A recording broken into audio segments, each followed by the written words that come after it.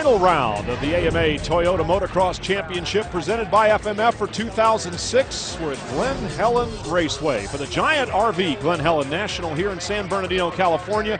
Round 12 of 12, yep, that's it. It's over. It will be when these two races are done. I'm Brian Drever along with David Pingree and Aaron Bates working for us trackside as usual, interviewing winners.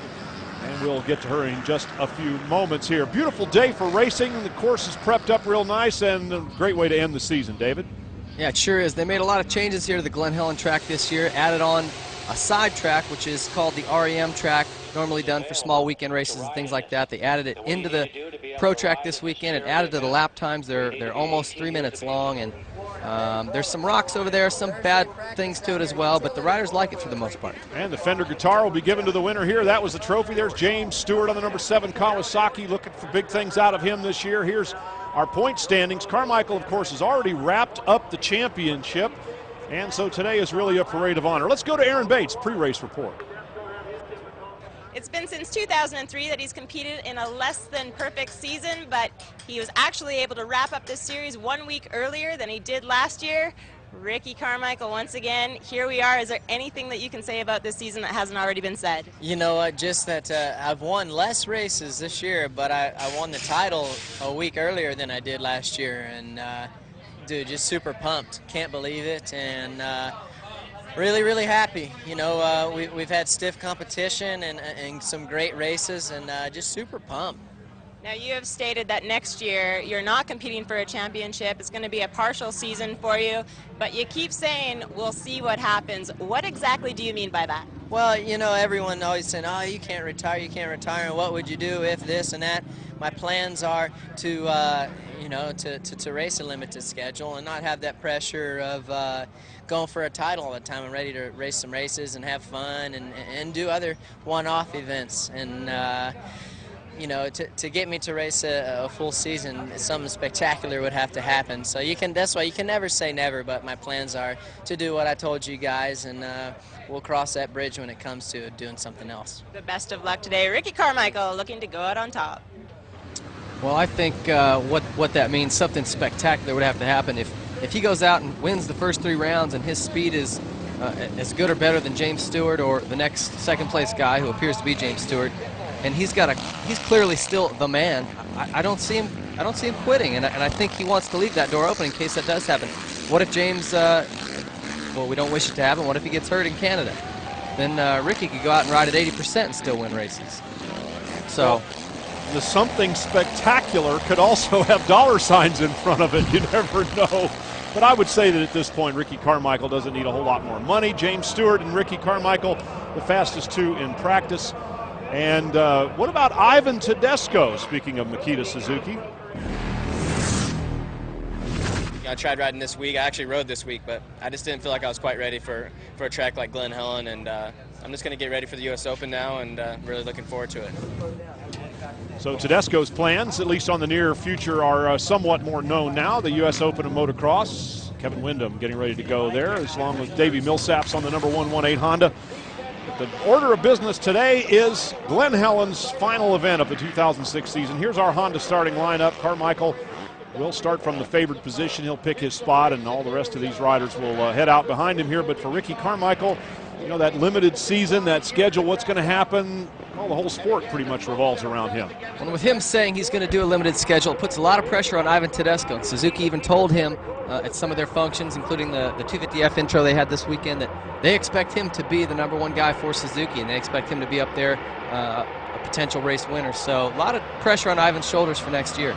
GlenHelen National underway. James Stewart with a late charge into turn number 1. Does he come out with the whole shot? Apparently so. James Stewart on the number 7 Kawasaki gets out in front, and he's followed immediately by the number 4 Ricky Carmichael. So the 2 principal contenders in motocross racing today are out front together.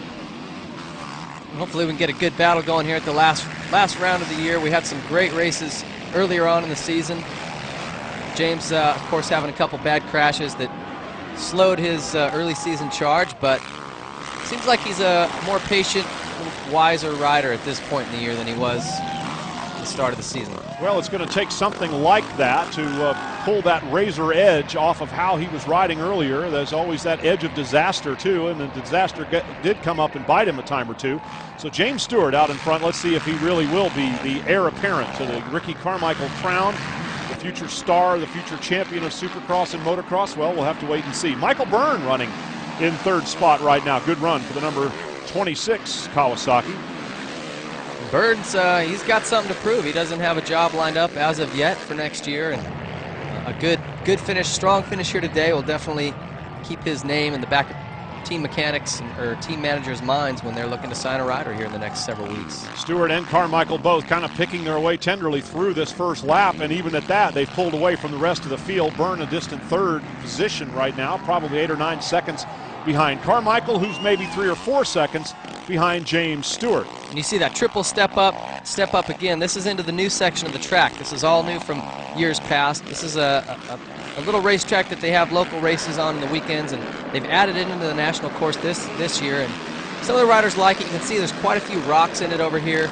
A lot of the teams are running moose tubes instead of actual tubes in their tires to prevent flats. So it's sort of mixed reviews, but I think for the most part people like it, and they do like the fact that it makes the lap times longer. They're upwards, almost 3 minutes long. It makes the motos go by a lot quicker when your lap times are longer like that. Stewart and Carmichael. Carmichael and Stewart, we've talked about the two of them all year long, and right now it is James Bubba Stewart leading Ricky on his Makita Suzuki number 4.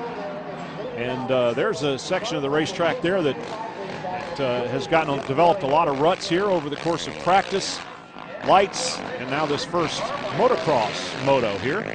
Yeah, they call that Flounder Freeway there. It's always, they overwater it intentionally and try to make it kind of a ruddy mess, and it works every year. That's exactly what it is. Stewart going for a tear-off there as he one-hands it over some of the smaller jumps. Ricky Carmichael's right there behind him. No serious competitive move out of Carmichael. Byrne somewhat a more distant in the third position there. We just got a glimpse of his Kawasaki number 26. And you can see they went through a tight section there just before and after the finish line, but the rest of this track, as you see him just pinned there at fourth. Oh, Ricky squirrels it a little bit, but this track is fast. These guys are wide open a majority of this track. In fact, a lot of the teams are having to run larger gas tanks, the big aluminum tanks that hold a little bit more fuel, because these guys are they're running them dry. Carmichael up around the outside. Yeah, you can see that right wrist cocked full wide open on the throttle most of the way around the GlenHelen Raceway here for our Giant RV National. And Carmichael and Stewart, again, neither one looking very aggressive at this point in their body language or in their style. Carmichael biding his time behind Stewart. Stewart just putting a good lap together and hitting his marks. But the two of these guys are so much better than everybody else. No one else is even in the picture. Well, it's been that way all year. You know, part of the reason they might be taking it a little bit easy, you see coming down that hill, it's pretty muddy. They put down a lot of water in between motos here and to keep the dust down for fans. But what it does is make it very slippery the first few laps for these guys. This California soil doesn't really absorb the moisture as well as a softer, loamier, sandier soil like we would have back east. So it gets very slick when you put water down. And as you can see, these guys are kind of gingerly coming down those hills. They're not really charging yet. Riding the front wheel down the hill and the back wheel up. We'll be back in just a moment. Craft and scooters. GlenHelen Raceway, and a young fan enjoying James Stewart and Ricky Carmichael battling at the front of the field. Well, there hasn't been much of a battle yet. It's more or less follow the leader. Stewart is the leader, and Carmichael's content to follow him around for the time being, at least. And he has been patient. Normally you see him getting all over James immediately and trying to make a pass by, but so far he's just been content to sit back there just outside of the roost and just kind of watch his lines and follow him around. Carmichael on the number 4 Makita Suzuki. James Stewart using the number 7 this season on his factory Kawasaki entry. Now Carmichael getting a little bit closer, and the crowd starting to whoop it up a bit. Up the hills and down the dales at GlenHelen Raceway in front of a record crowd here, a big crowd at least. Don't know about a record, but because the course is so much bigger, it's hard to tell. They're all spread out around the hills here. There goes Ricky. Yeah, Whoa. Ricky goes by, swaps ends. Stewart rails around the outside and repays the favor. They're side by side. Listen to the crowd now. Yeah, they're getting the race they came to see and paid for. Yeah, this is some racing here. Stewart maintains the lead after several exchanges of that position. So a little preview of things to come here as Carmichael starting to show some signs of wanting to fight for the win. You know, James had faster lap times in the second practice. Whoa. Here comes Ricky again. He goes by and gets the block pass going into a left-hander. That was a big step up. I don't think I've seen anyone do that so far today. Well, Carmichael has a way of pulling moves out of his bag of tricks that no one else has ever seen. And now he opens a little bit of a gap on Stewart as they park it here in a tight right-hander. How'd those two guys get in that one little spot there? Just two fellas standing in one little spot on the racetrack, whipping a towel around. That's pretty interesting. Carmichael with the lead over Stewart. Let's see if James has got something to answer back with here. Well, most of the season here, the last half of it anyway, there hasn't been an answer when Ricky does that. He goes by you and puts a gap on you, and that's the last you see of him. Well, an old friend of mine used to call it the Slibgatiki, which was an acronym for so long it's been good to know you. S-L-I-B-T-K-Y. Ricky's just done it to James again here. Let's see if it's for good. Still early in the moto, and James is hanging close. Take another look at this exchange. These two guys went after each other pretty hard. And I don't know if James has been doing this and just missed it this time, but you can see Ricky having to seat bounce that thing, really compress the suspension to get the lift to get up that far. Like I said, I haven't seen anybody do that yet, so that was the first time I've seen it. Nice move by the man who's the best in the business. Ricky Carmichael still leading James Stewart. Stewart running in second position. And lots of fans and the mechanics at trackside are having a very entertaining race going on here. I don't know if the track's just starting to come in or Ricky just feels like it's time, but he's definitely looks like he's riding more aggressive. He's picked up the pace, trying to cut the lap times down. A little bit of dust getting kicked up there on a spot where the water is run out. Yellow flags being waved on the course here. Not sure exactly what that's all about. James Stewart running hard. Where is Ricky Carmichael? No Carmichael. Stewart is the leader. The yellow flags were because Carmichael has gone down. He's back up again. Oh, but no, he's hurting. That left shoulder is hurting. He's not going to hold on to the handlebars. He's one-handing it around the track. And not because he's winning. Now, look at this. How tough is it to climb this hill with one arm? Well, you don't do it unless you have to. You can see him shaking that thing off, he must have augured in there with his shoulder, but yeah, he can't even keep it up on the bars. He's definitely got a problem with it. Oh, yeah, this is not good. Ricky Carmichael, of course, with the Motocross Donations coming up. And a first DNF. Is it possible that Ricky Carmichael will not finish a race for the first time? Wow. Everybody's looking. Everybody's watching to see. There's Kevin Windham. They're not watching K-Dub. They're watching for the number 4. You can see the asterisk guys were standing there on the side of the track kind of with their arms up like, you know, you need to pull off. What's going on? And yeah, Ricky's heading in. He's done. Yep. And he's got a bad shoulder. His right shoulder, he's had a lot of injuries on that before. But his left shoulder's good, so now. Not so good right now, though. Not so good right now. So he's trying to find his way off the racetrack. Meanwhile, James Stewart has picked up the lead.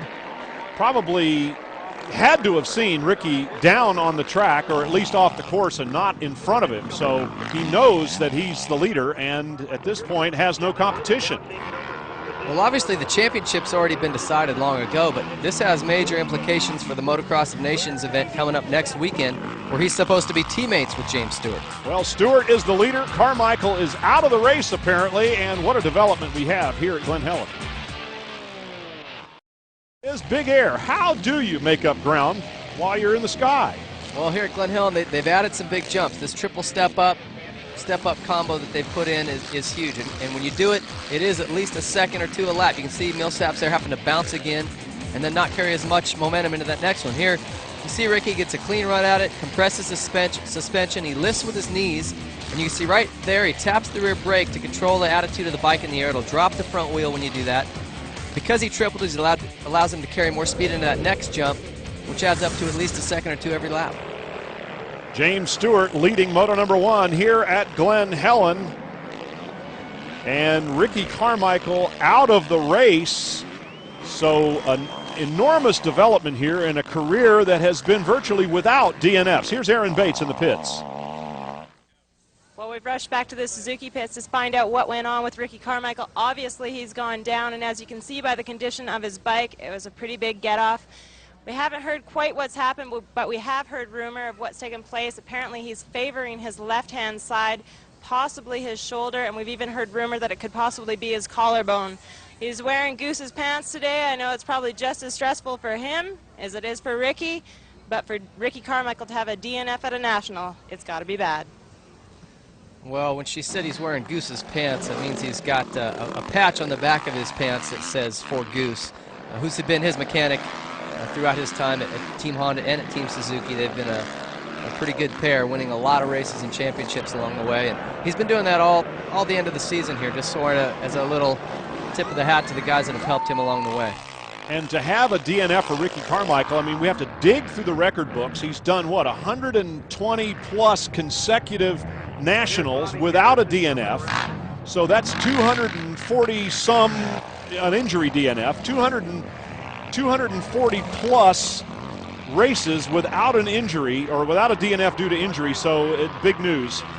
And for James Stewart, probably a little bit of a hollow victory at this point. He was leading Carmichael. Carmichael passed him and then went down in front of him. Of course, we've seen that. We've seen James do that, where he was in front of Ricky and crashed. Well, Ricky's last mechanical DNF came in '98, and he did miss a season 2 years ago with a knee injury, but he was injured before the season started and just pulled out of the Supercross series entirely. So, yeah, this is a bummer for Ricky. You know, he just wanted to come here, I'm sure, and close out his career with another win, which would have been pretty standard for him. And this is a terrible way to go out, and it's hopefully nothing that's going to be too major. But you know, when Ricky pulls off the track, it's got to be a pretty big deal. This guy can ride through a lot of pain. He refuses to take painkillers. He's just very hardcore about it that way. And I've seen him ride through separated shoulders and twisted knees and different things. But to see him the way he was, really, I mean, he pulled off. He didn't even try to really ride hard again. So it's got to be something pretty significant. Well, we'll keep track of the implications, of course, regarding the Motocross Nations. The fact is that there are no implications per se with regard to the GlenHelen National here. It is Ricky Carmichael out of the race and James Stewart leading and already starting to celebrate a little bit here. What appears to be a win in Moto #1. Yeah, and you know, you say it's a hollow victory. I think James will take him any way he can get him at this point. It's been they've been pretty slow to come here the last half of the year, and I think this is his third of the season, so I think he's glad to have it. Well, for James Stewart and, of course, his fans, they'll take it any way they can get it indeed here, as Stewart appears to be well on his way to a victory here in Moto #1, and with Ricky Carmichael out of the race and perhaps questionable even for Moto #2, James might have a pretty clear path to that overall win that has eluded him since quite a bit earlier this season. Oh, even doing tricks over the jumps. That was a horseshoe, not quite a heel clicker. I don't think he got his boots to touch. John Dowd used to have that same problem. He said he couldn't get his feet to touch when he did a heel clicker like that over a jump. Called it a John Dowd horseshoe. Well, there are those of us that can't get our heels to touch if we're sitting in a chair in the living room, so doing it over the handlebars of a motorcycle is completely out of the question. But James Stewart, you saw the graphic there a moment ago, his last moto win was at Washougal in the second moto. So he is a pretty happy guy right now, celebrating quite vigorously as he takes the checkered flag and the victory for Moto #1 here at the Giant RV GlenHelen National in San Bernardino. And his mechanics, big smile on his face, and smiles all around for the man that just earned the victory in Moto #1. As we take a look at our Suzuki Moto results, Stewart, Wyndham, and Millsaps running 2 and 3 once Ricky Carmichael was out of the race. Travis Preston and Michael Byrne rounding out the top 5. And with that, let's go to Davey Millsaps. This was the track that came up and bit him last year. This year, not quite the case. Davey, last weekend you kind of had a knee injury. It looks as though you're back feeling healthy again. Really, no, last weekend, second moto, I went down the first lap and popped my knee out, and you know, it's been hurting ever since. I didn't really ride this week, and you know, just came out here. Last year, this track got me good, took me a trip to the hospital, and You know, I just haven't had good luck here, and I'm thankful for 3rd place. What is it about this track that's made you excel?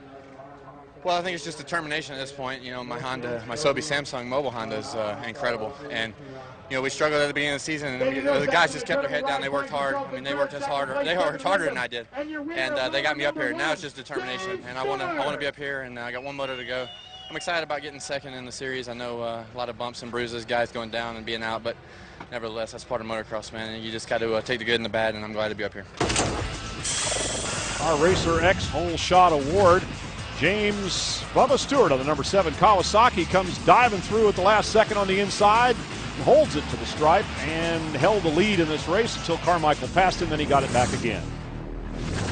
It's a bummer, you know. I felt really good today. I just had a few mistakes in the beginning, and I felt better once he got by me and saw us line. So we'll just go back and get ready for the 2nd moto and see what happens. Now, I know that you wish Ricky absolutely no harm whatsoever, but in a sense, are you kind of glad finally it was his turn? No, I don't ever wish anything bad on people. You know, I love Ricky. You know, we've been great. You know, not teammates, but you know, teammates basically racing on the track. And I hope he's all right. We got to go over there and show the world that we can do it over there. So he'll be back. Congratulations on a sweet success. Thank you. Nobody does more to protect your right to ride than the American Motorcyclist Association. Every racer on the track is an AMA member. How about you? Call 1-800-AMA-JOIN or visit AMADirectLink.com. The AMA, rights, riding, and racing. Now with that, let's take a look. Even though Ricky Carmichael may not go into moto number 2, let's go into the mind with Ricky Carmichael in a review of his career. Well, Ricky's known as the GOAT in the sport and the greatest of all time, and I think it's fitting. There isn't another athlete, motorsport or otherwise, that has done what he's done, statistically speaking, and you know, there's not a better champion for this sport. He's a great ambassador for motocross, and what he's done since 1997, becoming a professional, is just absolutely amazing. And every time, even today, we saw him making a pass on James, just doing something incredible. You go, wow, how did he do that? He makes it look so easy, and he's been doing that ever since he started racing professionally. A look back through the numbers that Ricky Carmichael has carried on his machines, the different machines he has ridden to championships. Of course, we all remember him starting out on the Kawasaki's and identified him with the green bikes for so long. Binghamton in 1999 wearing the number 1, earning a 125 championship. And then with the more traditional number 4, he just kept on winning. He's gone through so many stages in his career. You see him put a little jack move on that Honda rider there, but he's gone through so many different stages where you know, he's had to learn. His first year on a 250 when he was number 4 on that Kawasaki the first time, he struggled in Supercross. He had so many crashes and injuries, and it took him a long time until he finally buckled down, and he and Johnny O'Mara went to work and said, hey, I don't want to finish 2nd anymore. You know, I want to win, and they put together a program that he's been on since, and it works, obviously. He's been unstoppable. Aboard a Honda, same scenario. Winning races, winning championships, and having problems along the way from time to time, but getting up and going after it again. 2 perfect seasons for Honda, wearing number 4 and earning yet more number 1 plates. Now we've got excerpts from an interview with Ricky Carmichael. You can see the whole thing. Go to AMAProRacing.com and order the year-end DVD. And I'll be the first to say I'm not the guy. I'm not the most talented guy out there, so I'm not the most natural ability. I don't have the most natural ability of anyone out there, but I think the one thing that's pulled me through since I was a little guy is just, you know, how much I work and how much I ride, and I don't think that I ride necessarily more than everyone else, but my program is just super solid. You know, I know where I'm going. I don't just do things just to do it. Yeah, I've come to terms with it. You know, you know, this week it's been weird. You know, just I still, even though, you know, there's no title on the line this week, I still did a lot of things. You know, still worked hard and still going to work hard. I'm still going to train hard all the time next year. I got my trainer aboard, and we're going for it. So I don't know when it's really going to sink in. Probably when I don't go to a race, you know, several weekends in a row, and that's it, you know, no more points. I hate to lose when I know that I have a good chance to win. But, you know, if we go to a batting cage and you just tear me up, it's not going to make me mad because I know I'm not good at that. But if I know we're very similar and we're equal, then I'll just be like, dang, you know. I have a lot of flaws. You know, I need to be a little bit more responsible, you know, when it comes to being just a human being and being around the house and doing things around the house and, you know, being a husband and this and that. I just, you know, you can't let your wife do it all, and basically she does. And I know a lot of it is because my sport. So I look forward to being more responsible. That's a huge, that's a terrible trait that I have, is I'm very irresponsible. To sum it up, basically, I'm just a normal dude, and I love all that stuff, man. I love football games, I love baseball games, and I love being a normal guy, and the racing is just, it's what I know, and that's why I do it, and I love winning races and just racing races for that matter, but I also like normal things. And once again, go to amaproracing.com, order the motocross year-end review video, and see the entire Ricky Carmichael interview. As James Stewart is sporting his Motocross Donations uniform and scheme on his bike there, as he will represent the United States and England. It's a nice look. And both he and Carmichael were supposed to be running at this Moto, just as give everybody a preview of what's to come next weekend, but it's kind of a somber mood down here. Carmichael is not pushing his bike to the line. Let's go to Aaron Bates, who may have a word on his condition.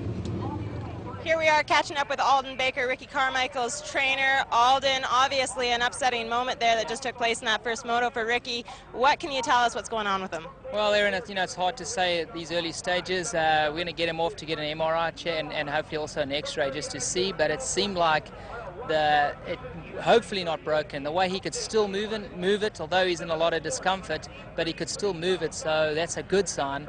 And everything looked, obviously swollen, but not like things were protruding. So that's the next good sign. But he'll get it checked out, and then we'll know more. You know one thing for sure, if Ricky pulls off a DNF at a national, he is one tough dude. It's got to be pretty bad. Yeah, he said it was, real tough to pick up his bike, and he kind of figured then that something's not really right. And then when he tried to ride off and actually pull on the clutch and stuff, it was just too much. He thought, you know what, at this rough track, you can't be messing around with that. So. Well, he wanted to go out on top, not the way he wanted to end this season, but wishing him a very speedy recovery.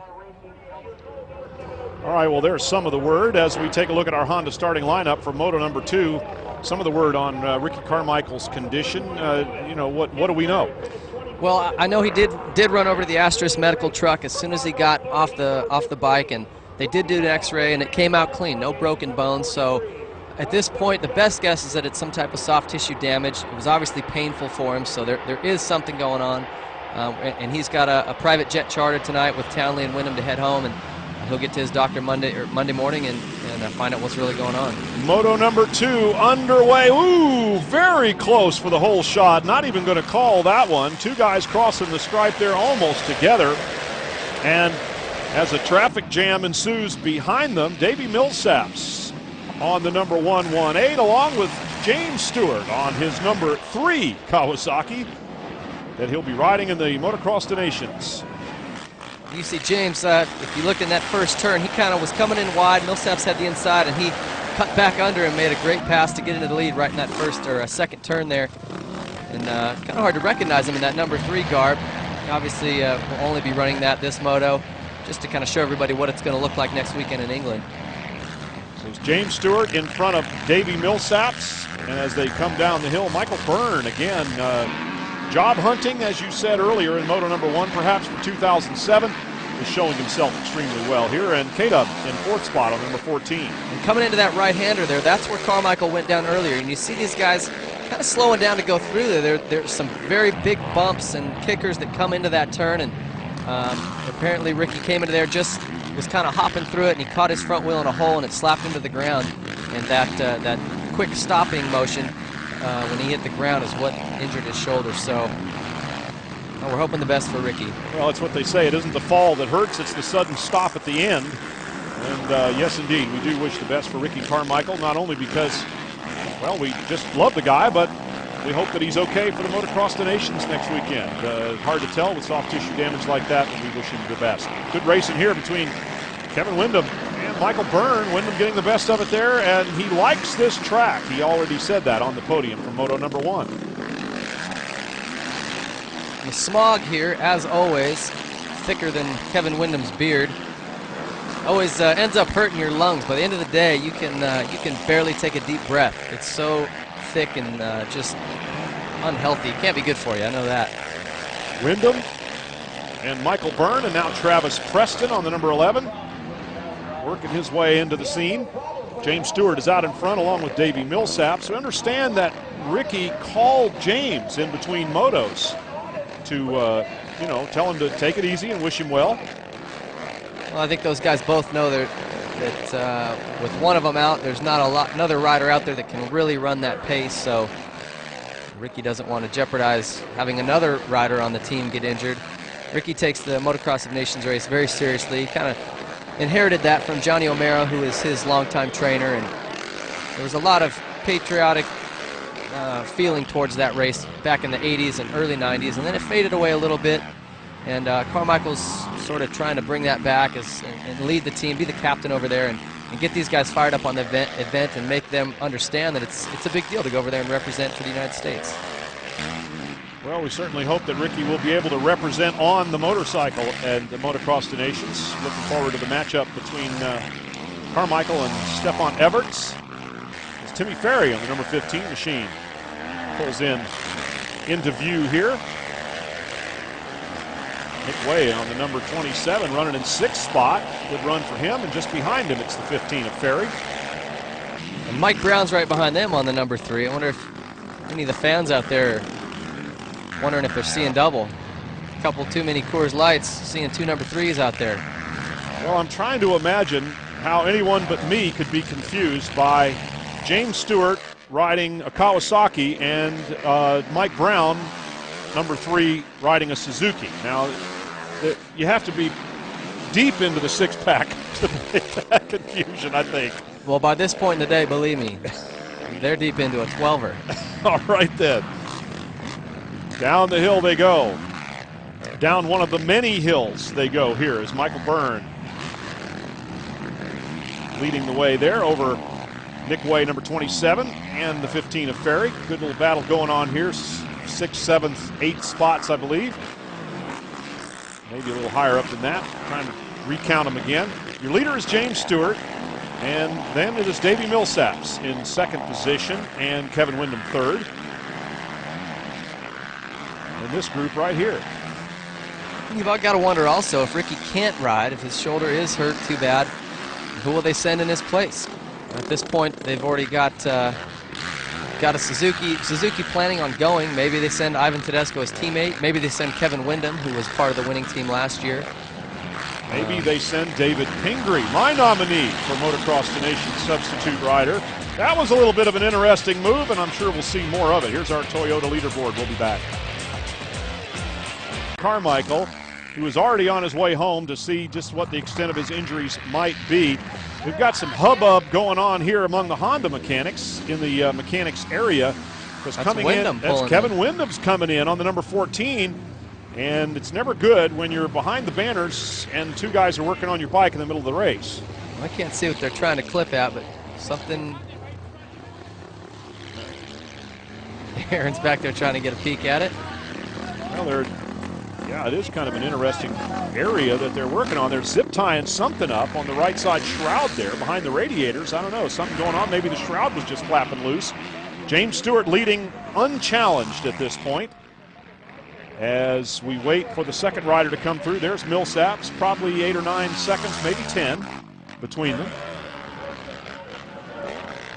And you got to think with that nice little cushion, maybe Stewart is backing it down. He had sort of specific instructions from his team captain, Ricky Carmichael, to take it easy, so he's got a nice little lead. No reason to push any harder than he is. Kevin Windham from 3rd to 10th place after stopping in the mechanics area, so now he comes up behind number 12, David Villeman, on the Yamaha. Villeman finally got his plans set in stone for next year. He'll be staying here in the U.S., riding for the MDK Honda team. It's great news for all those DV12 fans out there. Wyndham making a pass on Bieleman there. Moving up to 9th position and trying to head back towards the podium where he was racing in third spot before pulling into the mechanics area. Still not exactly sure what was going on with K-Dub's bike down there, but they zip-tied something back onto it and he set sail again. Obviously something came loose, just hard to say what it was. Maybe a radiator mount, maybe that shroud like you said, possibly some wiring, who knows. He's showing good speed, though, as he has gone past Bieleman and is now probably a man riding a little bit angry. And for Kevin Wyndham, it could make a dent in that runner-up in the championship position that he currently holds. Championship having been decided, of course, and Ricky Carmichael earning the #1 plate. James Stewart, leader in Moto #2 after winning Moto 1. So a 1-1 will give him an overall win, his first in quite some time. Since Washougal, to be exact. His Moto win came in the second Moto there. Back in 7th position, Mike Brown on the other #3, and it's a yellow Suzuki for those of you that may get confused. And James' last win at Washougal came at the hand of Ricky Carmichael's crash that he had there. Actually had a couple of them. Spectacular crash, we might add. And the other win he had, obviously, at the season opener in Hangtown, where it was a pretty heads-up race, and James just got the better of it. Mike Brown, the great veteran rider on his Rockstar RMZ motocross machine. He's looks like he's headed backwards. Something may be going on with him. Mike Brown pulling over to the side of the track. Not sure what's going on there, but maybe he thought we wanted an interview at that camera position. Now he's just waiting for a while, and he's going to go back into the race.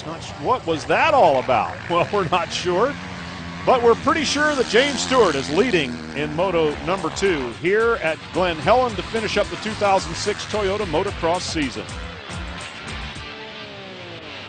Moving forward by Suzuki, lightweight, superior power, incredible handling. It's why champions choose Suzuki. And by Dentine Ice, go bold.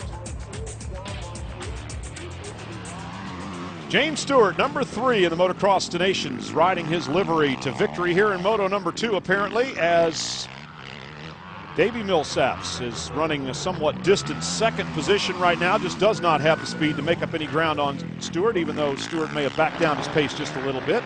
He kind of went by the mechanics area pointing down at his bike, too. It's strange that they're all having these problems today. Well, the mystery problem for Mike Brown is still the one kind of uppermost in my mind. Long shadows starting to draw across the racetrack here, and with the bright sunshine lying low on the horizon, visibility's got to be a little bit of an issue coming up over some of these big hills. Yeah, these second motos, when you're riding up those hills, you're just staring at the sun. You need one of those little boxes with a pinhole in it that you'd look at a solar eclipse with. You know, that's what you need mounted to your goggles. A welding helmet. Davey Millsaps on the Honda #118. Good solid season for him this year, moving up to the big bikes and conducting himself with a great deal of dignity and success. Travis Preston running in 3rd position right now. That's going to give Preston a 3rd overall if positions stay the way they are right now.